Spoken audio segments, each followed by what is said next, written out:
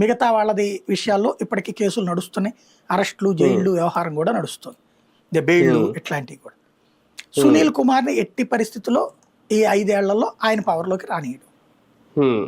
అధినాయకత్వం, తెలుగుదేశం అధినాయకత్వం కూడా ఆయన కోరిక ఈ విషయంలో తీర్చచ్చు. సునీల్ కుమార్ మీద ఇప్పుడు పెట్టినటువంటి ఒకటి, ఆయన ఎవరికి చెప్పకుండా విదేశాలు వెళ్ళి వచ్చాడని, అదొక డిసిప్లినరీ యాక్షన్. మామూలుగా ఏ శాలరీలో కటింగ్ ఉంటుంది, లేకపోతే 2 రోజులు సస్పెన్షన్ ఉంటుంది, కానీ నెలల తరబడి ఉండదు. సస్పెన్షన్ కొనసాగిస్తా ఉన్నారు. మేబీ ఆయన నాకు తెలిసి రిటైర్మెంట్ 2 ఏళ్లలో ఉన్నట్టుంది సునీల్ కుమార్, 27 ఏమో ఉన్నట్టుంది. మరి రిటైర్మెంట్ ఈ 29 దాకా వీళ్ళే ఉంటారు. ఇంకా రిటైర్మెంట్ అయిన తర్వాత ఏది వీళ్ళు బలవంతంగా ఇట్ట చేసి చిట్ట చివరి రోజు దాకా చేసి ఆ రోజున ఏదో చేసుకుని వెళ్ళిపోయి ఉపయోగమే ఉంది. అంటే అప్పుడు దాకా పోస్టింగ్ రాదా ఎవరు? ఈ 5 ఏళ్ళు ఉన్నా కూడా ఎవరు పోస్టింగ్?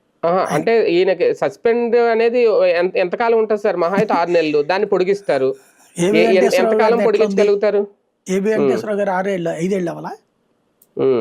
మరి అంతే. ఇది కాకపోతే ఇంకొక కారణం చెప్తారు సస్పెన్షన్. ఇప్పుడు సంజయ్ని ఏం చేశారు, లేకపోతే ఇంకోళ్ళు ఏం చేశారు? సస్పెన్షన్ అనేది ఇదైతే మళ్ళీ ఎక్స్టెన్షన్ అంటారు. కోర్టులకు వెళ్ళిన ఇదివరకు కోర్టులు ఇట్లాంటి వాటిలో సీరియస్గా చూసే, తెలుగుదేశం విషయంలో సీరియస్ కాదు. తెలుగుదేశం